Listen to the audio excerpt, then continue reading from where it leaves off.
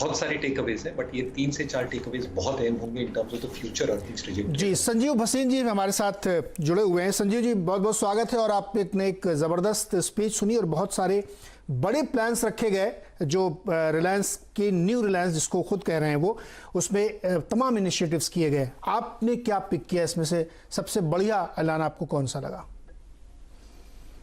तो नीरज जी, पहले तो सबसे बड़ा ऐलान ये कि देश की सेवा में बहुत कुछ योग रहा रिलायंस का, और हम पैसे की बात तो और शेयर की बात तो करेंगे, लेकिन जो ऑक्सीजन और जिस तरह से उन्होंने ह्यूमैनिटेरियन एफर्ट किया वो बता रही है कि corporate India has really stood up to this pandemic, and hats off to all corporate India and especially Reliance. पहली बात तो ये।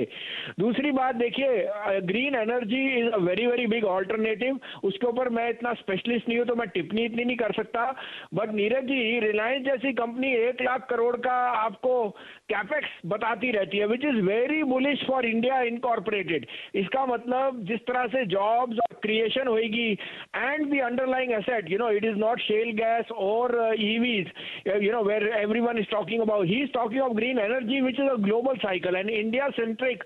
आप देख ही सकते हैं how Jio has garnered market share. So very very optimistic on the longer term. May be the market didn't appreciate another capex in the short run, but sum of parts में आज तो बहुत ही momentous day है कि such a big company has come and clarified on their efforts in the humanitarian effort, and they've given you a 1 lakh crore roadmap in the next 5 years. Extremely positive. जी, भसीन साहब नमस्कार, मैं शैलेंद्र बोल रहा हूँ। रिलायंस के 2 existing business engines जो हैं वो हैं रिलायंस जियो और रिलायंस रिटेल। यहाँ पर काफ़ी चर्चा हुई 5G युक्त और 2G मुक्त करने को पूरे भारतवर्ष को। यहाँ पर आप क्या ग्रोथ देखते हैं? अंबानी साहब ने ये कहा कि 630 crore gigabyte per month data consumption उनको होता हुआ देखा पिछले 18 महीनों में, जो लगभग 45% ग्रोथ है उस समय पहले से। जियो के बिजनेस के लिए और रिलायंस रिटेल के बिजनेस के लिए आपने कौन सी 2 या 3 अहम चीज़ें पकड़ी? तो देखिए शैलेंद्र जी, अभी आपको दिख ही रहा है कि टीवी सब देखते हैं, शेयर बाजार भी बहुत आपका चल रहा है इस कारण से, क्योंकि व्यूअरशिप है। We as a touchwood as a broking house are very very in a good space, और डेटा इज ह्यूमंगस, और साथ में ही and Bharti are now controlling 90% of the market. और अगर वो दोनों ही 5G में इतना एडमेंट है जो इन्होंने बताया कि तो I think the next 2 years actually belong only to data, क्योंकि आपने देखा है ये पैंडेमिक में जो एक चीज रह गई है वो है डेटा एंड डिजिटल, और ये चीजें अब बदलने नहीं वाली। तो extremely positive on that, and like you seen के the digital initiative on retail is also going to play out.